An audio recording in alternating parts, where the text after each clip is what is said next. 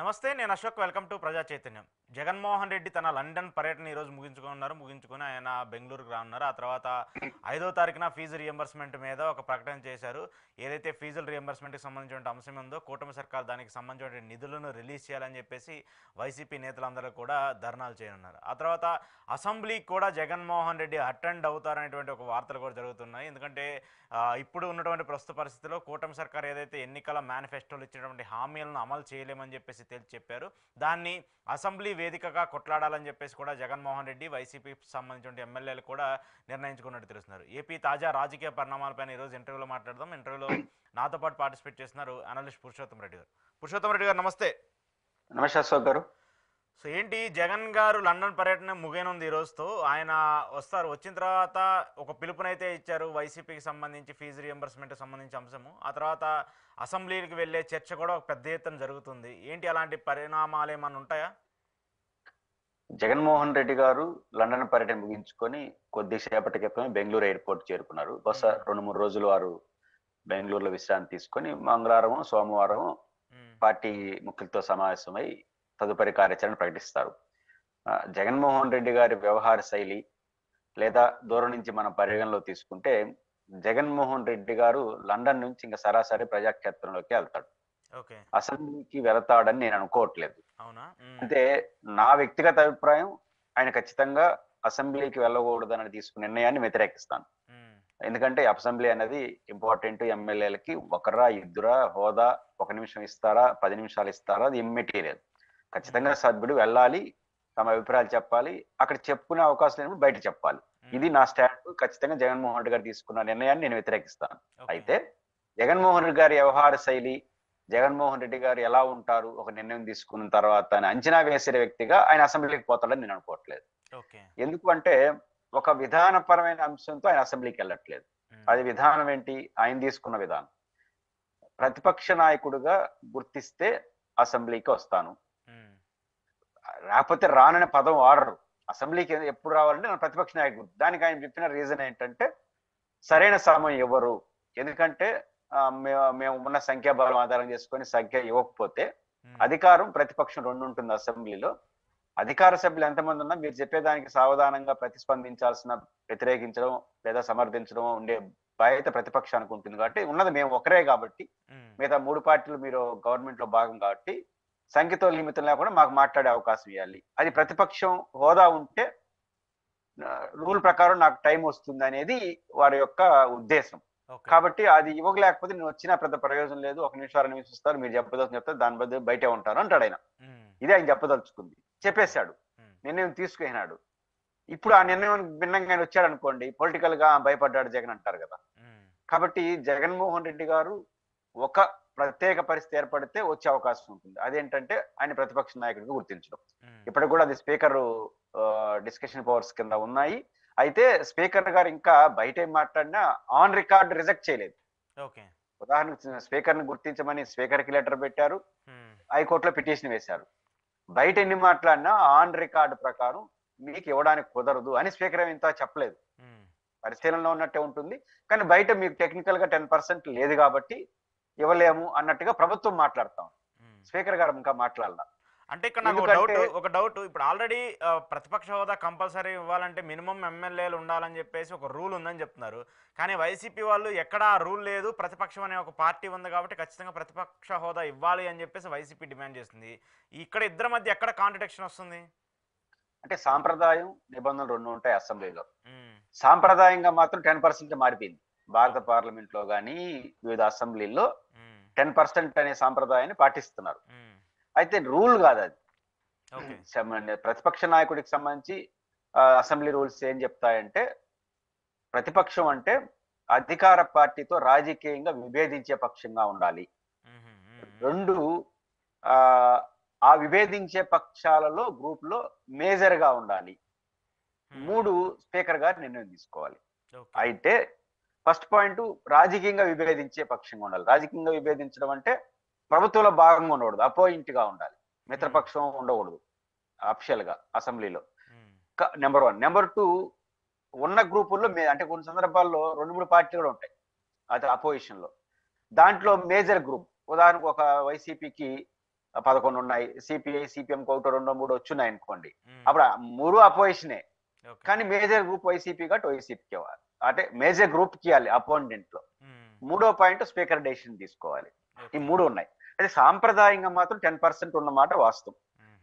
మన పి జనార్దన్ రెడ్డి గారు సంఖ్య 23 వచ్చినప్పుడు ఉమ్మడి అసెంబ్లీలో ఆయనకి ప్రతిపక్ష నాయకుడికి ఇవ్వలేదు. రాహుల్ గాంధీకి 2 times 1 time ప్రతిపక్ష నాయకుడు ఇవ్వలేదు, ఇప్పుడు ఇచ్చారు 90 వచ్చింది కాబట్టి. 47 50 రావాలి, 55 రావాలి కాబట్టి రాలేదు కాబట్టి ఇవ్వలేదు. ఈ సాంప్రదాయంగా మరి ఆ మాటకు వస్తే జగన్మోహన్ రెడ్డి గారు ఇండైరెక్ట్ ఒక మాట అన్నాడు, 23 మంది తెలుగుదేశం కలిస్తే నువ్వు ప్రతిపక్ష నాయకుడు ఉన్నావు అంటే నా దయే, నేను కానీ డోర్ లోపల నుంచి కొంతమంది వచ్చేస్తే, అంటే కొంతమంది అంటే 5-6 మంది వచ్చేస్తే 17 పడిపోతున్నాయి, అంటే మీరే అన్నారు కదా అని లాజిక్ వీళ్ళు చెప్తున్నారు. అయితే నిబంధనలు అవి కావు. నిబంధనల ప్రకారం మేజర్ గ్రూప్ అన్నారు తప్ప, గ్రూప్ అంటే ఇద్దరు కూడా గ్రూపే కాబట్టి, ఇద్దరు గ్రూపే, 10 మంది గ్రూపే, 11 మంది గ్రూపే కాబట్టి ఆ క్లాజ్ లో ఆయనకి ఇచ్చేదానికి అవకాశం ఉంటుంది. అయితే ఇది రూల్ కాదు అని నేను ఎందుకు అంటున్నానంటే, ఆయన హైకోర్టుకి వెళ్ళాడు జగన్మోహన్ రెడ్డి గారు, నన్ను ప్రతిపక్ష నాయకుడిగా గుర్తించమని స్పీకర్ కార్యాలయాన్ని ఆదేశించమని పోయాడు.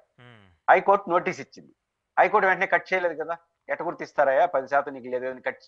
మామూలుగా అయితే ఇల్లీగల్ అయితే కోర్టు ప్రాయమీరుగానే కొట్టేస్తుంది. మొన్న ఇప్పుడు రఘురామకృష్ణరాజు గారు బెయిల్ పిటిషన్ రద్దంటే కుదరదనింది. అదే విధంగా ఇంకొకరు చంద్రబాబు నాయుడు గారు బెయిల్ పిటిషన్ సిబిఐకి ఇమ్మని ఒక లాయర్ వెళ్తే సుప్రీంకోర్టు చివాట్లు పెట్టింది. అంటే చెప్పేస్తుంది కోర్టులు. కానీ చెప్పకుండా నోటీసులు ఇచ్చి సమాధానం అడిగారంటే అర్థం నిబంధనలో అది లేదు 10% అనేది. ఇది ఒక పాయింట్. రెండోది, తెలుగుదేశం పార్టీ మంత్రులు, శాసనసభ వ్యవహారాల మంత్రి, నువ్వు అప్పుడు చెప్పినావు కదా 23 మంది ఉన్నప్పుడు చంద్రబాబు గారిని అసెంబ్లీలో ఎప్పుడైనా జరిగిందా అని మాట్లాడుతున్నారు.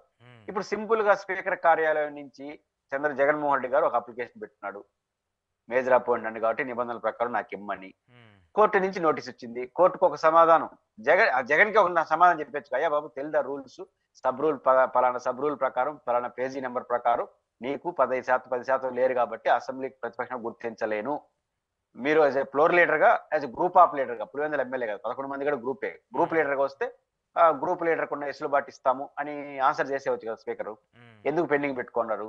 అది రూల్ కాదు కాబట్టి సింపుల్. స్పీకర్ గారు డైరెక్ట్ గా జగన్ గారికి ఆన్ రికార్డ్ గా గుర్తించడం కుదరదు, 10% రూల్ ఉంది అని ఎందుకు చెప్పలేదు అంటే అది రూల్ కాదు కాబట్టి. కానీ స్పీకర్ కి విశేష అధికారాలు ఉంటాయి. ఇప్పుడు కోర్టు పొమ్మనింది, వెంటనే 4 రోజుల సమాధానం చెప్పండి మనకు చెప్తారు కోర్టు. మనం ఏదైనా మీరు నేను కంప్లైంట్ చేస్తాను అనుకో, 6 రోజుల్లో మీరు అఫిడవిట్ దాఖలు చేయండి.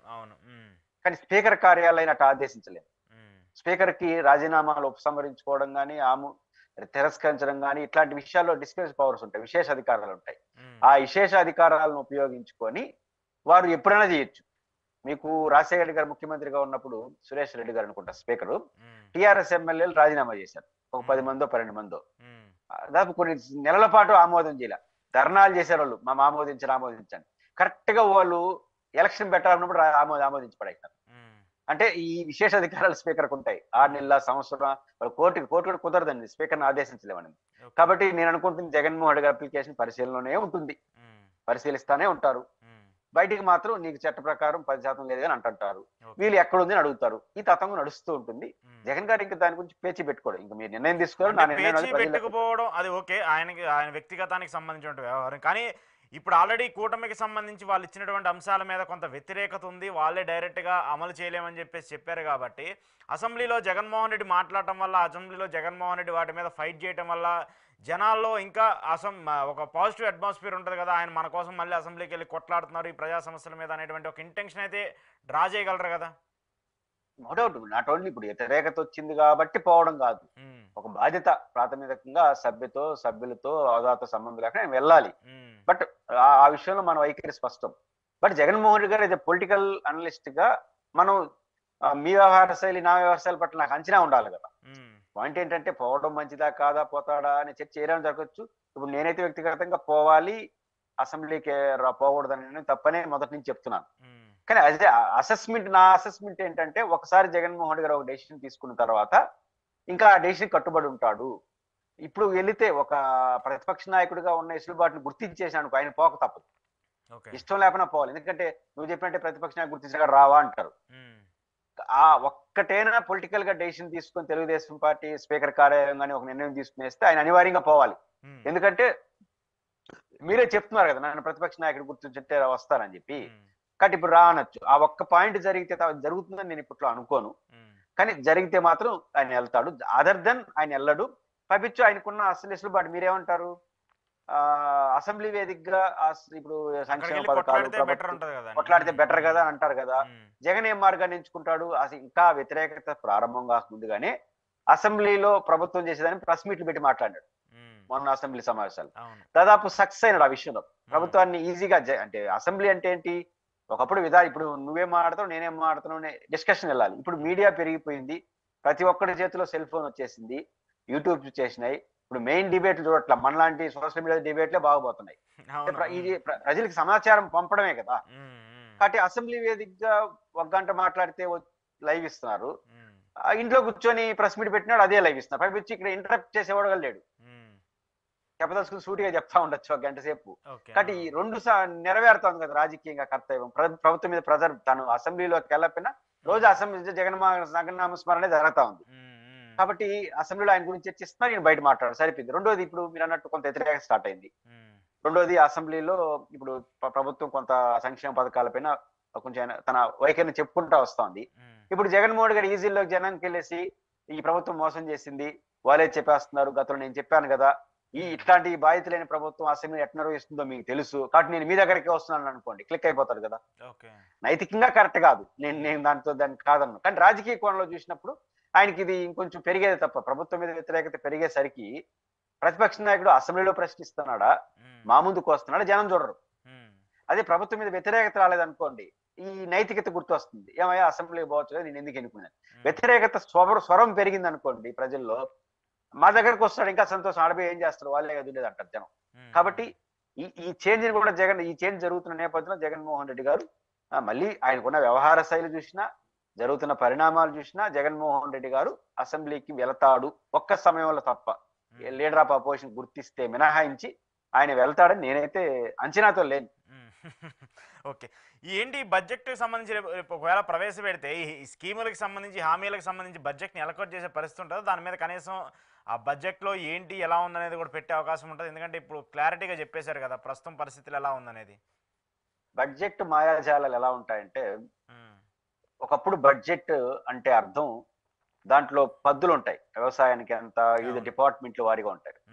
అసెంబ్లీకి ఎంత విశేష అధికారం ఉందంటే, అసెంబ్లీ ఇప్పుడు ఉదాహరణకు మార్చిలో, జనవరిలోను, ఫిబ్రవరిలోను బడ్జెట్ పెడతారు, ఒక 2,50,000 కోట్లు పెడతారు. దాని హెడ్ల వారీగా కేటాయింపులు ఇస్తారు. బడ్జెట్ అంటే అదే కదా, ఆదాయం ఎంత, అప్పుల అవకాశాలన్నీ, ఏ శాఖకి ఎంత కేటాయిస్తున్నాం, దానికి అనుగుణంగా పరిపాలన జరుగుతూ ఉంటుంది. మధ్యలో మారుతూ ఉంటారు, ఆ శాఖ నుంచి ఈ శాఖ నుంచి అది జరుగుతూ ఉంటాయి. కానీ మళ్ళీ అసెంబ్లీ సమావేశాల్లో రాటిఫికేషన్ అడుగుతారు. ఫైనల్ అసెంబ్లీ సమావేశం వచ్చినప్పుడు, మళ్ళీ బడ్జెట్ ప్రవేశపెట్టినప్పుడు, వీటి పద్దుల పైన చర్చ జరిగేటప్పుడు అన్నిటికీ యాక్సెప్ట్ చేస్తుంటారు. అంటే మేము ఈ పద్దు నుంచి ఈ పద్దుకు మార్చుకున్నామని. మీకు అసెంబ్లీని బాగా పరిశీలించండి, 30 రోజులు జరుగుతుంది కదా బడ్జెట్ సమావేశంలో, 28 రోజులు తిట్టుకుంటారు. 29 ముగిసే రోజు సాయంత్రం 5 గంటలకు యాజ్ చెప్పుకుంటా వస్తారు. మనకు అర్థం కాదు, ఇదేందో గొడవ జరుగుతుంటే యాజ్ ఏంటంటే ఇదే. అన్ని అసెంబ్లీ స్పీకర్, శాసనసభ వ్యవహారాల శాఖ మంత్రి సంబంధిత మంత్రి ప్రకటిస్తాడు, మేము 10,000 కోట్లు ఇరిగేషన్ కేటాయించాం, ఆచరణలో 9,000 కేటాయించాం, దీన్ని అసెంబ్లీ అంగీకరించండి అంటాడు. యాజ్ అప్పుడు గొడవలో అరుచుకుంటా ఉంటాడు, ఇది మాట్లాడుకుంటాడు, 100 సవరణలు ఆమోదించేస్తారు. అంటే అసెంబ్లీకి అధికారం ఉంది, ఇది రూలు. అయితే నా పాయింట్ ఏంటంటే, 2 కారణాలు ఇచ్చా, ఈ వెసులుబాటు ఉంది కదా ప్రభుత్వానికి, కేటాయింపులు బాగానే చేసేస్తారు అన్ని శాఖలకి, ఆచరణలో చేయకపోయినా ఈ రాటిఫికేషన్ చేసేస్తారు. ఇది ఒక్కటి జరుగుతుంది. రెండోది ఏంటంటే, అసెంబ్లీలో ఇంతకుముందు plan budget, non plan budget వేరువేరుగా ఉండేది. అంటే ప్లాన్ బడ్జెట్ అంటే నాన్ ప్లాన్ బడ్జెట్, అప్పుడు మనకు విషయం అర్థమైపోతుంది. ఇప్పుడు మోడీ గారు వచ్చిన తర్వాత ప్లాన్ నాన్ ప్లాన్ కలిపేసినారు. అంటే అర్థం ఏమిటంటే, ఉదాహరణకు 2,00,000 కోట్ల బడ్జెట్ ఉంటుంది అశోక్ గారు. ఈ 2,00,000 కోట్లలో అప్పులకు, అంటే మనం ప్రపంచ బ్యాంక్ ఒకటి తెచ్చాం కదా, పాత అన్ని అప్పులు కలిసి, దానికి వడ్డీలు అసలు కలిపి కంతుల్లో 50,000 కోట్ల రూపాయలు కట్టాలి పర్ ఇయర్, 50,000 కోట్లు. తర్వాత ఉద్యోగస్తులకు జీతభత్యాలు ఒక 70 నుంచి 80,000 కోట్లు అవుతుంది, జీతభత్యాలు పెన్షన్స్ అన్ని కలిపి. ఈ జనరల్ అడ్మినిస్ట్రేషన్ కొంత ఉంటుంది, ఒక 10,000 కోట్లు, 15,000 కోట్లు, అంటే దాదాపు 1,50,000 కోట్లు ఇక్కడికి వచ్చేస్తా ఉంది. ఇది చూపాలి అక్కడ, నాన్ ప్లాన్ అంటారు దీనికి ప్లాన్ ఏం అవసరం లా, ఉద్యోగస్తులు జీతాలు ఇవ్వాల్సిందే, అప్పులు కట్టాల్సిందే, అడ్మినిస్ట్రేషన్ అన్ని కట్టి, ఇది నాన్ ప్లాన్ అంటారు. దీన్ని నాన్ ప్లాన్ ఖాతా కింద కేటా ఇంకెంత మిగులుతుంది, 50,000 కోట్లు మిగులుతుంది. ఈ 50,000 కోట్లు నువ్వు ఖచ్చితంగా చూపించేటప్పుడు 50,000 కోట్లు నువ్వు 60,000 కోట్లు కూడా అనుకో, నీ బడ్జెట్ 2,050 కోట్లు ఉన్నప్పుడు 60,000 కోట్లు ఎట్ట కేటాయిస్తావు నువ్వు నేను అడుగుతాం. అసెంబ్లీ కూడా ఒప్పుకోదు. అప్పుడు తెలిసిపోతుంది. అప్పుడు మాయ చేయడానికి అవకాశం లేదు. అప్పుడు ఏం చేస్తారంటే బడ్జెట్ సైజ్ పెంచేస్తారు. మేము ఈసారి 3 లక్షల కోట్ల ఆదాయం వస్తుంది అనుకుంటున్నాం అంటారు. అసెస్మెంట్ మనకు వచ్చేదేమో 2,90,000 కోట్లు 2 లక్షల కోట్లే ఉంటుంది. కానీ మాకు కేంద్ర ప్రభుత్వం నుంచి రావాల్సిన వాటిలో 10,000 కోట్లు 15,000 కోట్లు అంటారు. అప్పులు ఎక్కువ వస్తాయంటారు. మన జీడీపీ పెరిగింది అంటారు. అసలు ప్రభుత్వ ఆదాయం పెరిగిందని రాస్తారు. పెరుగుతుందని అంచనా. బడ్జెట్ అంటే అంచనానే కదా. ఈసారి మేము చేసే అభివృద్ధి కానీ ఒక 50,000 కోట్లు పెరుగుతాయని అంచనా వేస్తారు. ఆ అంచనా కూడా కేటాయించేస్తారు. ఆ రకం మాత్రం జరుగుతుంది. ఇప్పుడు నాన్ ప్లాన్ కలిసిపోయింది కాబట్టి దేని ప్లాన్ ఏందో ఏం తెలియదు. కాబట్టి ఏం చేస్తారు, అంచనాలు కొంచెం పెరుగుతాయి. కాబట్టి నాన్ ప్లాన్ బడ్జెట్ కలిసిపోవడం, అంచనా వేయడంలో ఎక్కువ అంచనా వేసుకోవడం అది వాళ్ళ ఇష్టం కదా. ఆ రకంగా అన్ని శాఖలకి సర్దే పైన చేస్తారు. అవసరమైతే గతంలో 10 రూపాయలు కేటాయిస్తే ఇక్కడ 12 రూపాయలు అంటారు. కానీ మనకు 1 year లో జరిగే పరిణామం ఏంటంటే ఎంత వస్తుందో అంతే ఖర్చు పెడతారు. ఖర్చు పెట్టలేని దానికి మళ్ళీ అసెంబ్లీ రాటిఫికేషన్ తీసుకునేస్తారు. కాబట్టి 90% మనకు అర్థమైపోతుంది బడ్జెట్ ఏంటని. 10% మాయ చేయొచ్చు ఏ ప్రభుత్వం, అటువంటి తెలుగుదేశం. అయితే ఇప్పుడు వాళ్ళు మీరు అన్నట్టు అమ్మఒడికి తల్లికి వందనానికి ఎంత కేటాయిస్తారు కొంత అసెస్ చేసుకోవచ్చు కదా. తల్లికి వందనానికి నిజానికి జగన్మోహన్ రెడ్డి గారు ఇచ్చినట్టుగా ఇవ్వాలి అనుకుంటే అందరు పిల్లలకి వెళ్ళంటే 15,000 కోట్ల నుంచి 17,000 కోట్లు అవుతుంది. వీళ్ళు 5,000 కోట్లే కేటాయించారు అనుకోండి, ఈజీగా అర్థమైపోతుంది. ఒక పిల్లవాడికి ఇస్తారని అర్థమైపోతుంది. వాళ్ళు చెప్పాల్సిన అవసరం లేదు. 2 మహిళలకు 18,000 కోట్లు ఎంత అవుతుంది. అది 18,000 కోట్లు కేటాయిస్తే ఎంత ఇస్తారో చెప్పొచ్చు. అది 10,000 కోట్లు కేటాయించారనుకోండి ఎవరో సగం ఇస్తారని అర్థం చేసుకోవాలి. ఇట్లా మనం ఆ శాఖకి ఎంత కేటాయిస్తారో వస్తుంది. ఉదాహరణ దీపం పథకం ఉంది. దీపం పథకానికి మొత్తానికి ఇస్తే ఎంత అవుతుందో మనకు తెలుసు, కానీ తక్కువ కేటాయించారు. అంటే అర్థం ఏంటి, ఒక సిలిండర్ మాత్రమే ఇస్తారు అనేది మనకు అర్థమైపోయింది. దాన్ని అసెంబ్లీలో గోల్ చేస్తే పైవాళ్ళ కేసు ఒప్పుకున్నారు, మేము ఒక సిలిండర్ ఇస్తాము అంటే మార్చి వరకు ఇస్తా ఉంటాం. లాంచింగ్ బై ప్రోగ్రామ్ 3 కాదు. ఆ బడ్జెట్ గురించి అర్థం అయిపోయింది. రేపు కూడా అట్లే శాఖల వారికి కేటాయించేటప్పుడు 2 అర్థం అవుతాయి. కొన్ని పథకాలు సంపూర్ణంగా అమలు చేస్తారా లేదా, చేస్తారా చేయరా, ఆ నిధులు శాఖల వారికి కేటాయించినప్పుడు కొంత దొరుకుతుంది. అందువల్లనే మీకు స్టార్టింగ్ లో ఓటాన్ అకౌంట్ బడ్జెట్ పెట్టారు. ఓటాన్ అకౌంట్ బడ్జెట్ శాఖల వారికి కేటాయింపు ఉండదు, కానీ అనివార్యంగా మళ్ళీ బాగుండదని మళ్ళీ పెట్టారు. అట్లా పూర్తి బడ్జెట్ లో సంక్షేమ పథకాలపైన ఈ ప్రభుత్వం ఏం చేయబోతా ఉందనే ఒక స్పృహ మాత్రం ఖచ్చితంగా బడ్జెట్ లో ప్రతిపాదనలు వస్తాయి. సో ఏంటి, వైసీపీ నేతల్ని ఒక్కొక్కరిని తుంచడానికా లేదంటే పంపించడానికా కూటమి ప్లాన్ చేస్తుంది అనుకోవాలా? ఎందుకంటే విజయసాయి రెడ్డి గారు రాజీనామా తర్వాత పెద్దిరెడ్డి గారి మీద టార్గెట్గా ఆయన మీద సంబంధించి ఆయన కేసులు పెట్టడం కావచ్చు, అటవీ శాఖ మంత్రిగా ఉన్నటువంటి పవన్ కళ్యాణ్ గారు దానికి సంబంధించి ఆయన శాఖకు సంబంధించి ఆదేశాలు ఇవ్వడము, ఇవన్నీ చూస్తుంటే ఏంటి, రాజకీయంగా ఇబ్బంది పెట్టాలనుకోవాలా లేదంటే వాళ్ళందరూ ఎవరైతే సీనియర్లు ఉన్నారో వాళ్ళందరినీ పక్క తొలగించాలని చూస్తున్నారా? ఇప్పుడు పెద్దిరెడ్డి రామచంద్రారెడ్డి గారికి సంబంధించి ఒక అటవ భూములకు సంబంధించిన వివాదం నడుస్తుంది. గతంలో మదనపల్లికి సంబంధించిన ఒక ఆర్డీఓ కాలేజ్ దగ్ధానికి సంబంధించింది. వాళ్ళు అయితే ప్రభుత్వం విమర్శలకు ఇచ్చినంత ప్రాధాన్యత నిరూపణకి ఇవ్వట్లేదు. అంటే నేను ఇప్పుడు పెద్దిరెడ్డి రామచంద్రారెడ్డి గారు కూడా ప్రభుత్వాలు లేదా అధికార పార్టీ కొన్ని ఆరోపణలు చేస్తా ఉంది. అలాంటి ఏమీ లేవు, మీరు ఎవరైనా వచ్చి విచారణ జరపచ్చు, మా దగ్గర ఇది డాక్యుమెంట్ అని పెద్దిరెడ్డి రామచంద్రారెడ్డి గారు సూటిగా మాట్లాడుతున్నారు. వారి తనయుడు మిథున్ రెడ్డి గారు కూడా మాట్లాడుతున్నారు. ఒక అనలిస్ట్ గా మనం జడ్జి కాదు. పెద్దిరెడ్డి రామచంద్రారెడ్డి గారు చెప్పింది కరెక్టా, పత్రికల్లో వచ్చింది కరెక్టా, ప్రభుత్వం చెప్తుంది కరెక్టా అనేది మనం జడ్జి చేయలేం. 2 వినడం తప్ప. ఏదైనా రాజకీయ అభిప్రాయాలు అయితే మనం చెప్పవచ్చు, ఇది రికార్డ్ డాక్యుమెంట్ వ్యవహారాలు. కాబట్టి ఆ మదనపల్లి ఆర్డీఓ కేంద్రం జరిగిన విషయం అయినా ఇప్పుడు జరిగి చాలా రోజులు అవుతాను. నేను అందరి ముందు చెప్పాను, విమర్శలకు ఇచ్చిన ప్రాధాన్యత నిరూపణకు ప్రభుత్వం ఇకపోతే నిజాలు చెప్పినా రేపు జనం నమ్మరు. ఇప్పుడు మదనపల్లి ఫైల్ సంబంధించి డైరెక్ట్ గా రామచంద్రారెడ్డి ఖాతాలో వేసేసినారు. ఇప్పుడు నెలలు అవుతున్నా ఎక్కడో ఒక చోట ప్రాథమికమైనటువంటి మూవ్ కావాలి కదా. మూవ్ అయితే నిజాలు మనకు తెలియదు, విచారణలో తేలాల్సిందే. కానీ మనం ఒక పౌరుడుగా ఆలోచించినప్పుడు ఒక సీరియస్ గా ప్రభుత్వ ఆస్తిని, ప్రభుత్వ పరిపాలనా కేంద్రాన్ని, చాలా ఇంపార్టెంట్ కదా. ఆర్డీఓ అంటే ఆ డివిజన్ హెడ్, జ్యుడిషియరీ హోదా ఉంటుంది. అడిషనల్ జిల్లా కలెక్టర్, జిల్లా మెజిస్ట్రేట్ ఉంటారు, ఇలా అదనపు డివిజన్ మెజిస్ట్రేట్ ఉంటారు. అంత మెజిస్ట్రేషన్ పవర్స్ ఉంటాయి. అలాంటి ఆఫీసులో జరిగినప్పుడు మీరైతే ఆరోపించారు, కానీ విచారణ జరిగి ఏదో కొంచెం వాస్తవాలు ప్రపంచానికి చెప్పకపోతే ఏమవుతుందంటే దాంట్లో ఏం జరిగిందో ప్రపంచానికి తెలియదు. ఇప్పుడు రామచంద్ర గారు ఏమంటారు, ఇది దురుద్దేశంతో మా మీద పెడుతున్నారు అంటున్నాడు. ఉమ్, మనం ఇన్ టైంలో మీరు చెప్పిన దాన్ని నిరూపించి మూవ్ కాకపోతే రామచంద్రారెడ్డి గారు చెప్పిందే జనం నమ్ముతారు. డాక్యుమెంట్స్ తో ఎవరికి పని లేదు. ఉమ్, ఇప్పుడు కూడా ప్రభుత్వం మనకేం తెలుసు, నాకైనా మీకైనా డాక్యుమెంట్స్ చదవడానికి మనం ఎక్స్పర్ట్ కాదు, అవును. జడ్జిలు కాదు. ఉమ్, ఉమ్, అంటే మనం ఏం చూస్తాము, ఆరోపించారు, నెలలవుతా ఉంది, ఏం మినిమం స్టెప్స్ జరగట్లేదు అన్నప్పుడు ఉమ్, ఒకసారి రామచంద్ర గారు చెప్పినట్టు ప్రతిపక్షాలు కాబట్టి మా మీద చేస్తున్నారని అని అనుకోవడానికి ఎవరికైనా అవకాశం ఉంటుంది. ఉమ్, ఆ అవకాశాన్ని ప్రభుత్వం ఇవ్వకూడదు. కాబట్టి ఒక కేసులో మూవ్ అయ్యేటప్పుడు ఆరోపణలు చేసేటప్పుడు చేసుకోవచ్చు. ఉమ్, కేసు స్టెప్ తీసుకుంటే మీరు చేసే ఆరోపణలకి కేసు నడకకి మధ్య పొంతన ఉండాలి. ఉమ్, అది ఇప్పుడు రామచంద్రారెడ్డి గారు అటవీ భూములకు సంబంధించి ఒక స్టెప్, అది పత్రికలో వచ్చిన వార్త, ఇది ప్రభుత్వం డైరెక్ట్ చెప్పలేదు. చెప్పలేదు. కానీ ప్రభుత్వం ఉమ్, చెప్పిందంటే మాత్రం దీంట్లో అయినా పురోగతి, ఇమీడియట్ గా విచారణ జరపడం, రెవెన్యూ అధికారులను పంపడం, నిజానిజాలు తేల్చి చెప్పాలి, తప్పు చేస్తుంటే చర్య తీసుకోండి. ఈ ప్రభుత్వం తప్పు ఆరోపణలు ఎక్కువ చేస్తుంది అనుకోవచ్చా? ఎందుకంటే గతంలో విశాఖ భూములకు సంబంధించి ఈ రోజు కూడా ఒక మెయిన్ పేపర్లో, అంటే టీడీపీకి సంబంధించి అనుకున్నటువంటి ఒక మెయిన్ పేపర్లో వాళ్ళు కోట్ చేస్తూ వచ్చారు. విశాఖ భూముల కుంభకోణం ఏమైందని ప్రశ్నిస్తూ ప్రభుత్వాన్ని డైరెక్ట్గా క్వశ్చన్ చేసే విధంగా రాసుకుంటూ వచ్చారు. ఆ తర్వాత ఆ కృష్ణానదిలో బోటుల వ్యవహారానికి సంబంధించి మనం చూస్తూ వచ్చాము. ఆ తర్వాత వివిధ అంశాలను కూడా పెద్ద ఎత్తున ఆరోపణలు చేస్తూ వచ్చారు. కానీ దానికి సంబంధించి ఇన్ని నెలలు అవుతున్నా కూడా దానికి సంబంధించిన ప్రత్యామ్నాయం ఏంటి, ఎందుకు జరిగింది అనేది కూడా ఎక్కడ చెప్పలేకపోతున్నారు. అంటే ఇక్కడ ఏమవుతుందంటే పత్రికలు ఆరోపణలు చేసేస్తున్నాయి. ఇంకా మామూలుగా పార్టీలు చేసుకోవాలి, పత్రికలు చేసేస్తున్నాయి. ఓకే. ఇప్పుడు గట్టిగా మీరు పోయి ముఖ్యమంత్రి గారు మీకు అవకాశం ఉండకపోయిండొచ్చు, వచ్చి ఒక జర్నలిస్ట్ గాడికి పోయారనుకోండి, ఉమ్, సార్ ఏమైందంటే నేను అక్కడ చెప్పాను అంటాడు. ఉమ్, చంద్రబాబు నాయుడు గారు చెప్పలేదు కదా. చంద్రబాబు నాయుడు బోట్ల విషయం మాట్లాడినాడు, మదనపల్లి ఫైల్స్ విషయం మాట్లాడారు. కానీ ఉమ్, రొటీన్ భూములపైన ఆరోపణ అప్పుడప్పుడు రాజకీయ విమర్శలు చేస్తే స్పెసిఫిక్ అలిగేషన్స్ తో వెళ్ళట్లేదు. ఉమ్, పత్రికలు రాస్తుంటాయండి, మేము విచారణ జరుపుతున్నాం అంటాడు సింపుల్ గా. ఉమ్, కాబట్టి పత్రికల్లో రాసేయడం వల్ల ప్రభుత్వ అభిప్రాయంగా చెప్పలేము. ఉమ్, కానీ రాసే వాళ్ళందరూ ప్రభుత్వానికి చాలా దగ్గరగా ఉండే వాళ్ళు రాయడం వల్ల ఈ ప్రభుత్వమే చేపిస్తుందని ఆరోపణకు వస్తాయి. ఓకే. అయితే ఇప్పుడు అదే పత్రికలు మళ్ళీ క్వశ్చన్ చేస్తాం, ఉమ్, అంటే ఏమైంది అనేసి. దీంట్లో రెండు ఉండొచ్చు.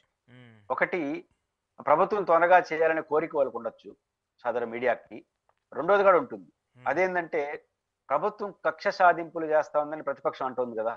ఉమ్, ఏదైనా ప్రతిపక్ష నాయకుడి పైన విచారణ కానీ ఇంకోటి చేస్తే మా మీద కక్ష సాధింపులని, ఇంకా ఇక్కడ తప్పులు జరుగుతుందని చర్య తీసుకోవాలంటే కక్ష సాధింపు చేయట్లేదేమో ప్రభుత్వం ఉమ్, అని మెసేజ్ ఇవ్వదలుచుకున్నారేమో. అంటే ఓకే. ఆ, ఇన్ని జరుగుతున్నా కూడా ప్రభుత్వం చేయలేదు అంటే ప్రభుత్వం చాలా డెమోక్రటిక్ గా ఒక రకంగా వదిలేస్తా ఉంది. వాళ్ళు రోజు డిబేట్లు చూస్తుంటే ప్రభుత్వం ఏం చేస్తా ఉంది, ఎందుకు వదిలేస్తున్నారు అంటున్నారంటే అర్థం అవును, ఏంటంటే అవును. ఉమ్, ప్రభుత్వం చాలా సీరియస్ గా చేయట్లేదు అని చెప్పడం ద్వారా ప్రభుత్వాన్ని తిట్టినట్టు కాదు. ఉమ్, ప్రభుత్వం చాలా హుందాగా ఉంటా ఉంది, కక్షాదింపు చేయాలని చెప్పదలుచుకున్నారు. ఉమ్, ఇట్లాంటి నాటకాలు చెల్లవు. ఉమ్, పాయింట్ ఏంటంటే మనం వార్త రాసేసి బ్లాస్ట్ చేసి పారేసి రోజు డిబేట్లు పెట్టేసి ఇప్పుడు ప్రభుత్వం చేయకపోతే ఉమ్, ఆ ప్రభుత్వం సరిగ్గా చేయలేదు ఒత్తిడి చేసినట్టుగా మీరు చెప్తే ప్రజలు దాన్ని అటు అనుకోరు, ప్రజలు నెగిటివ్ తీసుకుంటారు. ఉమ్, కాబట్టి పత్రిక సంచలనాత్మక వార్తలు రాయాల్సిందే. ఉమ్, కానీ అది రాజకీయ కోణాన్ని కుదుక్కొని మీరు రోజు రాస్తా ఉంటే ఉమ్, పత్రికకు, ఇప్పుడు సాక్షిలో ఒక వార్త వచ్చింది అనుకోండి, జగన్ దీనికి సమాధానం చెప్పాలంటారు, సంబంధం లేదు. ఉమ్, కానీ అది జగన్మోహన్ రెడ్డి గారి శ్రీమతి గారు నడుపుతున్న పత్రిక కాబట్టి ఖచ్చితంగా ఆ విమర్శలు వస్తాయి. ఉమ్, సాక్షిలో సంబంధం ఉండదు, ఆమెకు కూడా సంబంధం ఉండదు. రోజు ఉమ్, చైర్పర్సన్ చూడరు కదా, రిపోర్టర్లు వాళ్ళు చూసుకుంటారు. ఉమ్, కానీ సాక్షి అనేది వైసీపీది కదా. అట్లా ఏబిఎన్ అయినా టీవీ5 అయినా ఈనాడైనా వాళ్ళది కాకపోయినప్పటికీ కూడా వాళ్ళ నడక చూసినప్పుడు సాక్షి అట్లా వైసీపీకి ఉందో, మీరు ఇంకా బాగున్నారు, సాక్షి గారు అంత ప్రొఫెషనల్ గా లేదు కానీ మీరు ఇంకా చాలా ప్రొఫెషనల్ గా ఉన్నారు. ఉమ్, కానీ మీరు రాసే వార్తలకు ప్రభుత్వానికి అంటగట్టడం సహజం జరుగుతుంది, ఓకే. టెక్నికల్ గా కుదరకపోవచ్చు. కాబట్టి పత్రికల్లో రాసిన, తెలుగుదేశం నాయకులు చెప్పినా దానికి ఒకటేగా ప్రజలు చూస్తారు. కాబట్టి ఉమ్, మీరు చేసే విమర్శలకు మీ యాక్షన్ కి మధ్య పొంతన ఉండాలి. ఉమ్, పొంతన లేకుండా విమర్శల వరకే చేసుకుంటూ పోతుంటే రేపు మీరు నిజమైన విమర్శలు చేసినా, ఇల్లు కావాలని చేస్తున్నారనే అభిప్రాయం కోసం ఇది ప్రభుత్వానికి నష్టం వస్తుంది. ఓకే. ఓకే. సో ఏంటి ఈ ఇష్యూలన్నీ కూడా మనం చూస్తూ వచ్చాము. గతంలో తిరుపతికి సంబంధించి పవన్ కళ్యాణ్ గారు చాలా మాట్లాడారు. దానికి సంబంధించి లడ్డులో జంతు కొవ్వు ఉంది, అది ఉందని ఇదని చాలా మాట్లాడుతూ వచ్చారు. దీనికి సంబంధించి సిబిఐగో లేదంటే ఒక థర్డ్ పార్టీతో ఒక కమిటీని కూడా వేశారు విచారించాలని చెప్పేసి. ఏంటి ఇవన్నీ ఇంకా కంటిన్యూ అవుతాయా? ఇవన్నీ ఇంకా ఆరోపణలు చేయడం వరకు అయిపోయింది, ఇంక పక్కకి వెళ్ళి దారి తప్పే వ్యవహారాలు ఉంటాయా? దీని మీద సుప్రీంకోర్టు కూడా మొన్న ఏదో స్టేట్మెంట్ కూడా ఇచ్చినట్టుంది కదా. తిరుమల శ్రీవారి లడ్డుల్లో వ్యవహారంలో జరిగిన దుమారం ఏదైతే ఉందో దానిపైన మాత్రం ఉమ్, యాజ్ వెల్ యాజ్ ఎర్లీ రావాలని మనం కోరుకుంటాం, ముగింపు కలగాలి కాబట్టి. కానీ అన్నిట్లాగా ఇది ముగిసిపోదు, సమయం పట్టొచ్చు. ఎందుకంటే సుప్రీంకోర్టు ఇన్వాల్వ్ అయి ఉండడం, సిబిఐ విచారణ లేట్ కావచ్చు, డెసిషన్ తీసుకోవడంలో లేట్ కావచ్చేమో తప్ప ఖచ్చితంగా ఏదో ఒక కంక్లూడింగ్ అయితే వస్తుంది. ఓకే. కంక్లూడింగ్ వస్తారు. ఇక్కడ సుప్రీంకోర్టు పర్యవేక్షణలో సిబిఐ విచారణ జరుగుతుంది కాబట్టి కొంత ఆలస్యం అటు ఇటు కావచ్చు కానీ బట్ ఇది డెసిషన్ అయితే వస్తుంది. మిగతా అన్నిటిలాగా ఇది ముగిసిపోయిన అధ్యాయంగా అయితే ఉండదు. ఎందుకంటే సెన్సిటివ్ విషయం. రెండోది ప్రతిపక్షం కూడా వదలదు కదా, మా పైన ఇంటి ఆరోపణలు చేస్తారు. సుబ్బారెడ్డి గారు ఆ కేసులో ఇంప్లీడ్ అయి ఉన్నాడు. కొన్ని రోజులు చూస్తారు, 6 నెలలు సంవత్సరం పోయిన తర్వాత మళ్ళీ సుప్రీంకోర్టు తరపు తడతారు కదా. 1 year అవుతోంది, వాళ్ళు ఏం సుప్రీంకోర్టు డెడ్ లైన్ పెట్టలేదు కానీ అట్లా ఉండదు కదా. ఒక సాధారణ విషయం ఒక అసాధారణమైన సమస్యగా మారిపోయింది. రెండోది టెక్నికల్ గా మంచి చెడ్డ లేదని ఎక్కువ సమయం పట్టదు. కుట్రలు కోణాలు ఏమి లేవు కదా, డైరెక్ట్ గా వెళ్ళడమే కదా. కాబట్టి 1 year చూసిన తర్వాత మళ్ళీ వాళ్ళు ఇంప్లీట్ పిటిషన్ వేస్తారు కదా. చెప్పారు సుబ్రహ్మణ్యం స్వామి గారికి కానీ సుబ్బారెడ్డి గారికి కానీ ఆ రోజు పిటిషనర్స్ కి, మీకు ఏదైనా మళ్ళీ మధ్యలో అభ్యంతరం ఉంటే కోర్టుకు రావచ్చు అని చెప్పారు. కానీ కొంత టైం చూసినా వీళ్ళు పోతారు కదా, మళ్ళీ ఏమి తెలిసారనేసి.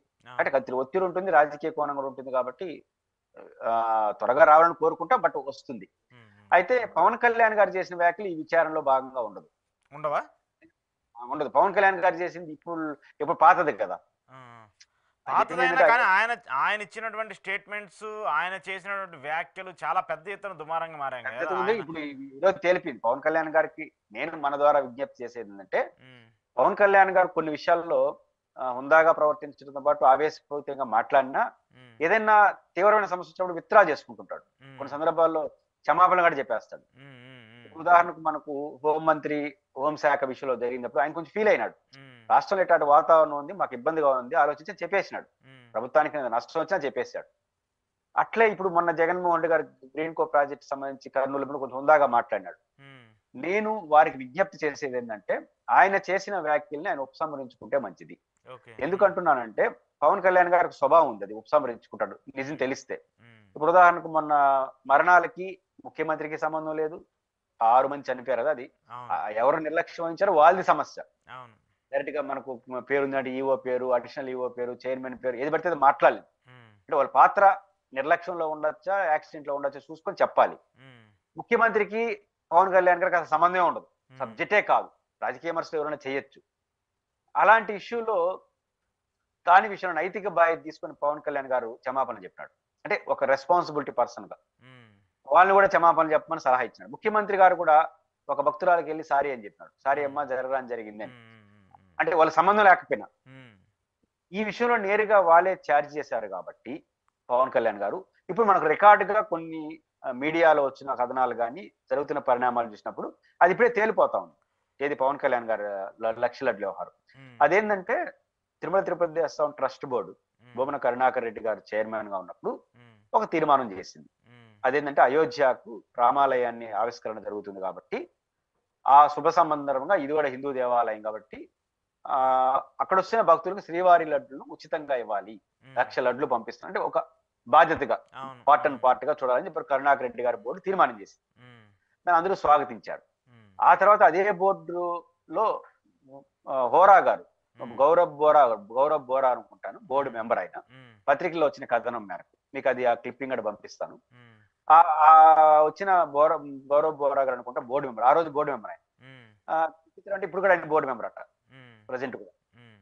మహారాష్ట్ర చెందించిన భక్తుడు, ఆయనకి దేవుడు దగ్గర ఉండాలంటే ఆయన ఫ్యాషన్ ఇష్టము, అభిమానం. ఆయన ఏం చేశాడంటే, ఆ 1,00,000 లడ్లు ఆయనకి ఉత్తరాదికి సంబంధించిన వ్యక్తి కాబట్టి అయోధ్య రామాలయం మీద అదే కన్సెంట్ ఆయనకు ఉంటుంది. ఈటీడీలో బోర్డు మెంబరు, అక్కడ కన్సెంట్. కాబట్టి మహత్తర కార్యక్రమంలో నా భాగం కూడా ఉండాలి. టీటీడీ ఎట్టయితే 1,00,000 లడ్లు ఇచ్చి మేము కూడా బాగుంటారు, ఆయన కూడా ఈ భాగం అనుకుని ఆయన టీటీడీ బోర్డు మెంబర్ కాబట్టి వచ్చిన అరుదైన అవకాశాన్ని అందిపుచ్చుకొని ఆయన ఒక ప్రతిపాదన పెట్టినట్టున్నాడు. పత్రికల్లో వచ్చిన వార్తల ప్రకారం ఏం ప్రతిపాదన అంటే, ఆ లడ్లుకి అయ్యే నెయ్యిని నేను ఇస్తాను, ఏదైతే అయోధ్యకి 1,00,000 లడ్లు పంపిస్తామన్న బోర్డు ఇస్తాను ఆయన చెప్పడం. ఆయనతో పాటు రామేశ్వరరావు గారు, మాజీ board member, my home Telangana వీళ్ళిద్దరూ కలిసి అనుకుంటాను ఒక 20 లక్షలు 30 లక్షలు అయ్యే ఖర్చును భరిస్తూ, అంటే పత్రికల్లో వచ్చిన కథనం మనకు టీటీడీ వాళ్ళు చెప్పాలి. మామూలుగా అయితే నెయ్యి అయినా ఏదైనా వస్తువులైనా ఒక టీటీడీ కొంటుంటుంది రెగ్యులర్ గా అన్ని పరిశీలనించి. ఈ విషయంలో పత్రికల్లో వచ్చిన కథనం మేరకు ఈ విషయంలో వీలే నెయ్యి తీసుకొచ్చి ఇచ్చారండి, అంటే అభిమానంతో ఇవ్వచ్చు ఆయన. ఎందుకంటే టీటీడీ ఆవు నెయ్యినే వాడుతుంది. అయితే అన్ని రకాల ఆవులు ఉంటాయి, దేశీయ ఆవులు ఉంటాయి, అన్ని రకాల, అంటే 1,00,000 టన్నులు వాడేటప్పుడు మనం స్పెసిఫిక్. కానీ కొన్ని సంస్థలు ప్యూర్ గా దేశవాళీ ఆవులతోనే నెయ్యి ఉత్పత్తి చేస్తుంటారు. అది కూడా తిండి కూడా భోజనం మనం తిండి అంటామా ఏమంటాం, దానా అంటాం. ఫీడింగ్ దాడా. ఫీడింగ్ కూడా ప్రకృతి సేద్యంతో చేసే ఫీడింగ్ పెడుతుంటారు. Okay okay. అంటే తౌడు ఇవి పెట్టకుండా, మా ఏరియాలో తౌడు అంటాం, మరి ఏరియా దానాన్ని ఇట్లాంటివి పెట్టకుండా ప్యూర్ గా గ్రాసు అవన్నీ, అంటే అది కూడా వ్యవసాయ భూముల్లో పండేదాన్ని తీసుకొచ్చి పెడతారు. వ్యవసాయ భూములు కూడా రసాయనాలతో పండించే భూములు కాకుండా అదొక జరుగుతుంది. ఇప్పుడు నెయ్యి నేను ఎవరితో అన్నాను, 7,000 రూపాయలు అంట కిలో. నేను ఒక హైదరాబాద్ ఒకరిని అడిగితే 500 రూపాయల నెయ్యి ఉంది, 7,000 రూపాయల నెయ్యి కూడా ఉంది. 7 రూపాయలు ఇట్లాంటి నెయ్యి అంటే నీకు ఎప్పుడు పడితే దొరుకుతుంది, హైదరాబాద్ ఒక చోట దొరుకుతుంది అంటే చూడాలి, పావు కిలో పైన ఇవ్వరంట వాళ్ళు. అంటే ఆ గ్రాసు కూడా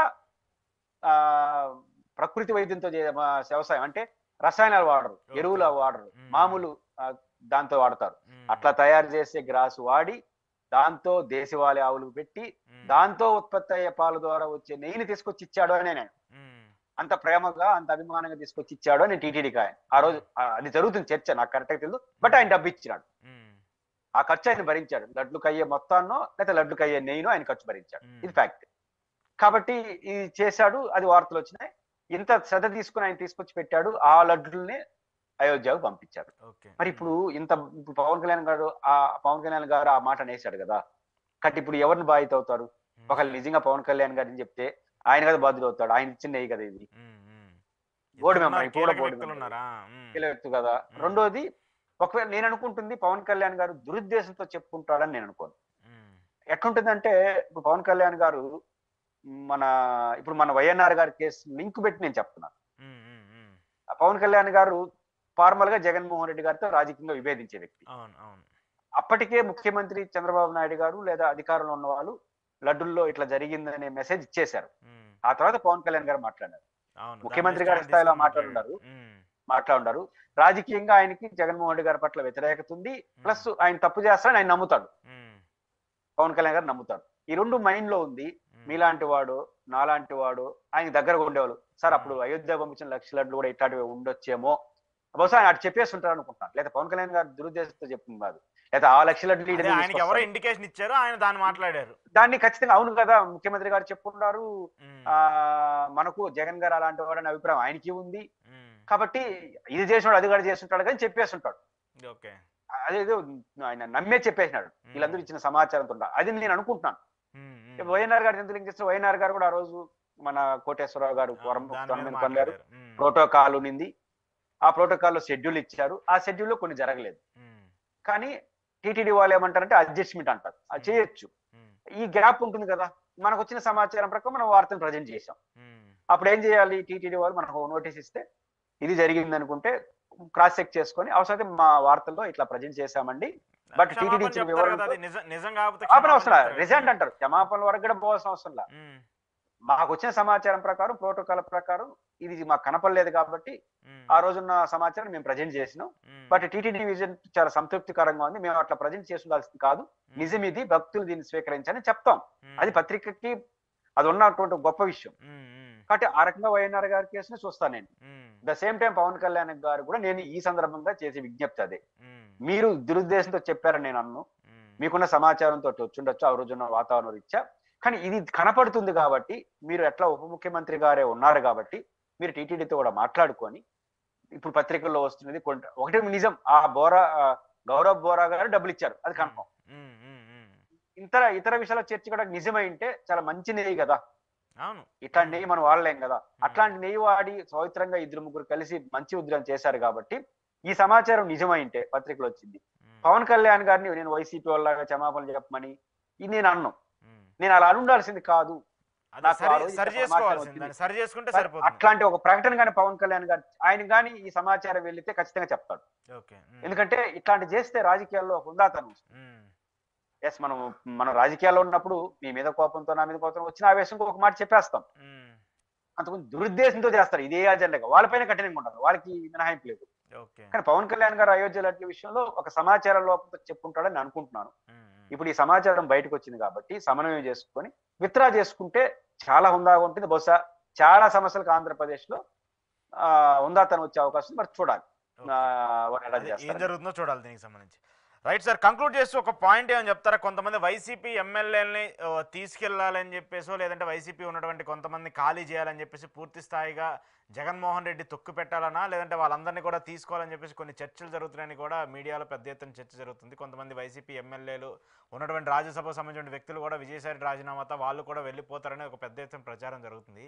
అలాంటి పరిణామాలు ఉంటాయా? 2-3 కారణాలు ఇచ్చా, అది సాధ్యం కాదు. ఉమ్, మొదటి కారణం ఏంటంటే ఉమ్, వైఎస్ఆర్ కాంగ్రెస్ పార్టీ అంటే జగన్, జగన్ అంటే వైఎస్ఆర్, ఉమ్, వేరేదే ఉండదు. కాబట్టి జగన్మోహన్ రెడ్డి అనే క్యారెక్టరే వైసీపీ. ఉమ్, జగన్ లేని వైసీపీ లేదు. ఉమ్, కాబట్టి జగన్, రెండోది రాజకీయాల్లో కూడా ఒక మార్పు వచ్చింది. ఉమ్, కొన్ని చోట్ల అయితే పార్టీని తప్ప మనిషిని కూడా చూడట్ల. అవును. మా జిల్లాలో సత్యవేడ అసెంబ్లీ సెగ్మెంట్ ఉంది. ఉమ్, ఉమ్, ఉమ్, ఆ ఎమ్మెల్యేల పట్ల తీవ్ర వ్యతిరేకత ఉందని వైసీపీ వాళ్ళు ఇవ్వలేదని ప్రచారం. ఉమ్. ప్రజెంట్ ఎమ్మెల్యే ఎవరో కాదు, ప్రస్తుతం ఆయన పైన వ్యతిరేకత కూడా ఉంది. టీడీపీలో వెళ్ళిన ఆయన. వెళ్ళిన ఆయన తెలుగుదేశంతో గెలిచిన వెంటనే గెలిచిపోతున్నాడు.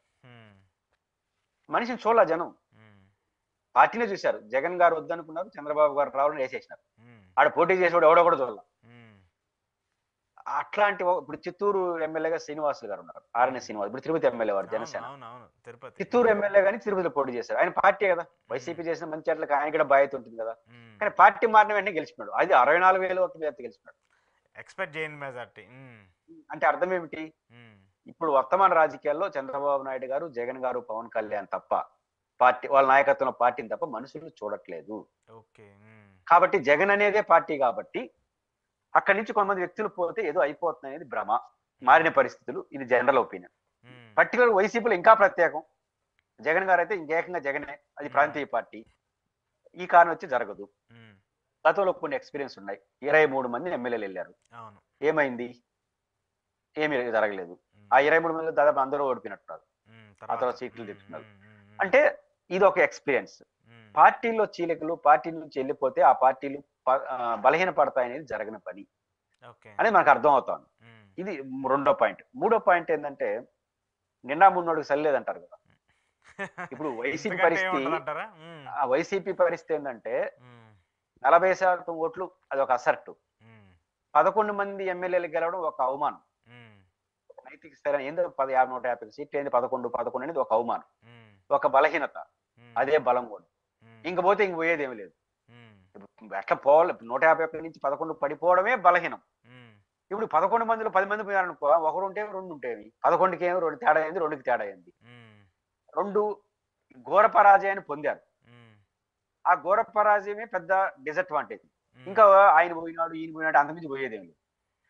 ఇది మూడో కారణం. అంటే జగన్మోహన్ రెడ్డి గారి పార్టీ ఎదుర్కొన్న ఈ క్రైసిస్ లో ఇంకా జగన్ గారు కొత్తగా పోయేదేం లేదు. పోతే జనంలో పోవాలి.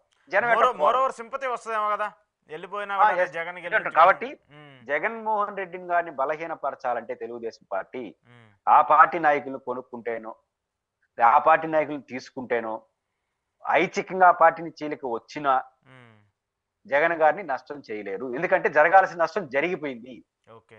నేను జగన్మోహన్ రెడ్డి గారి దేవుడు అనట్లా, ఇంతకంటే జరగాల్సిన నష్టం కానీ ఎక్కువ జరిగిపోయింది. ఇంకా ఆయన పోయింది లేదు, ఇంకా కొత్తగా పోదేమో ఉండదు.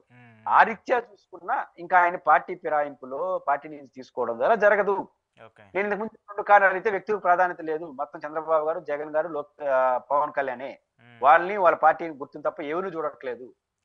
ఈ మారిన పరిస్థితుల్లో ఇంకా పార్టీలో వచ్చిన చీలికలు, పార్టీలో వచ్చిన మార్పులతో జరగదు. జగన్ పరచాలంటే ఒకటే మార్గం, జగన్మోహన్ రెడ్డి గారి కన్నా మీరు బెటర్ గా పరిపాలించాలి. మీరు ప్రజలకు ఇచ్చిన అష్యూరెన్స్ తీర్చాలి. ప్రజలకి మా ప్రభు మేము ఎన్నుకున్నాం భారీ ఆశలతో, జగన్ కన్నా చంద్రబాబు నాయుడు గారు బాగా చేస్తున్నారు అనే విశ్వాసం కలిగిస్తే జగన్ బలహీనపడతారు. ఇది ఒక్క చర్య తప్ప ఇంకా ఏమి విషయాలు వేసినా అంతకంతూ జగన్ పెరుగుతారు. ఇక్కడ చూస్తుంటే అవి పరిణామాలు జరుగుతాయో లేదో కూడా తెలియదు. ఎందుకంటే 8 నెలల్లోని వాళ్ళ హామీలు కూడా మేము అమలు చేస్తున్నామని చెప్పారు. మరి దానికి సంబంధించి ఏం చేయాలో చూడాలి. Sir thank you sir, thank you very much. ఇది ఈరోజు పురుషోత్తం రెడ్డి గారితో స్పెషల్ ఇంటర్వ్యూ. చూస్తూనే ఉండండి ప్రజా చైతన్యం.